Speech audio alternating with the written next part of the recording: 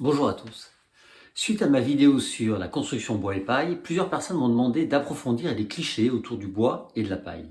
En fait, pour le dire autrement, est-ce que la fable des trois petits cochons est juste? Alors, quels sont ces a priori autour du bois et de la paille, et puis sont-ils fondés?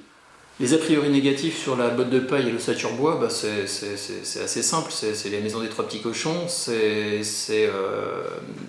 la robustesse, alors qu'en fait on est capable aujourd'hui de faire des bâtiments. On a encore fait un bâtiment il y a quelques années, un rez-de-chaussée plus 4 étages. On a fait aussi l'habitat groupé le plus grand de France, Ecoravi à Dieulefit, qui est en R+2. Là, c'est tout en ossature bois, on peut monter, il n'y a pas de problème. Et on reste encore sur le fait que la pierre, le parpaing, c'est solide. Alors que on a eu malheureusement des exemples de séismes, même en Ardèche, où je connais un couple qui avait un hameau. Le hameau s'est effondré, il avait 8 siècles, et il s'est effondré il y a quelques mois. Et donc tout ce qui est en pierre et parpaing, en termes de séisme, par exemple, c'est beaucoup moins performant que les maisons en ossature bois. Après, il y a la résistance au feu. Il faut savoir qu'il y a des tests qui ont été faits l'année dernière. On a eu la chance de pouvoir faire. C'est un de nos murs qui est passé au test au feu à Paris, au CSTB. Et donc c'est un mur derrière lequel on fait monter une température à plus de 1000 degrés. Et puis on met des capteurs partout. Et il a tenu au feu pendant 1h30 sans aucun problème, ce qui est le maximum qui est demandé.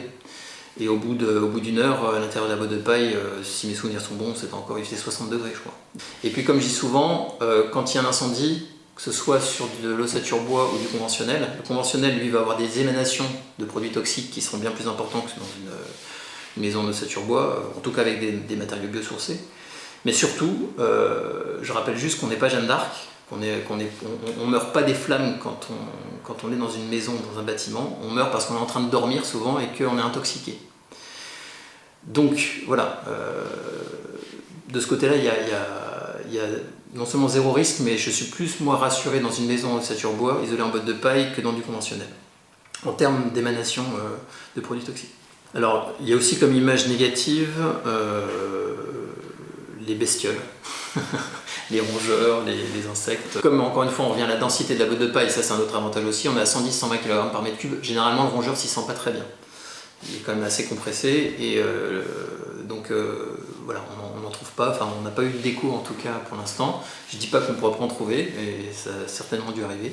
Mais il faut savoir que des rongeurs on en trouve aussi dans les plaques de polystyrène qui sont faites dans les maisons conventionnelles, et là ils s'en donnent à cœur joie, ils font des galeries et des galeries.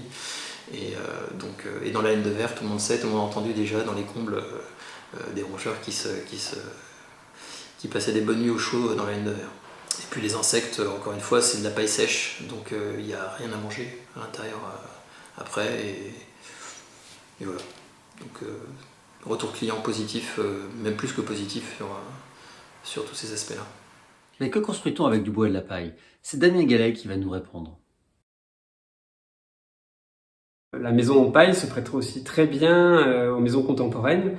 On a vu souvent des fois à droite à gauche, à la télévision aussi, des maisons en bois et paille qui étaient très organiques. Et ce qu'il faut savoir, c'est que la botte de paille, elle peut justement se mettre aussi dans l'ossature bois comme n'importe quel autre isolant. Et donc, elle se prête très bien à l'architecture contemporaine. Donc nous, on est des architectes qui pratiquons plutôt ce type de construction. Et quand on a voulu faire construire notre propre maison et atelier d'architecture, on s'est dit que c'était l'occasion de montrer que on pouvait faire une architecture en bois-paille et très contemporaine. On peut aimer l'architecture contemporaine et pourtant utiliser un matériau issu de la nature qu'on va ramasser dans le champ d'à côté et qui va nous servir à faire une maison très performante. Je vous invite, si vous voulez creuser ce sujet, à aller regarder une autre vidéo que j'ai faite qui s'appelle Construire en paille, qui est en fait le pendant de celle-ci, le négatif, ou plutôt le positif. Voilà, cette vidéo est terminée, j'espère qu'elle vous a intéressé. N'hésitez pas à me faire part de vos commentaires et questions en dessous.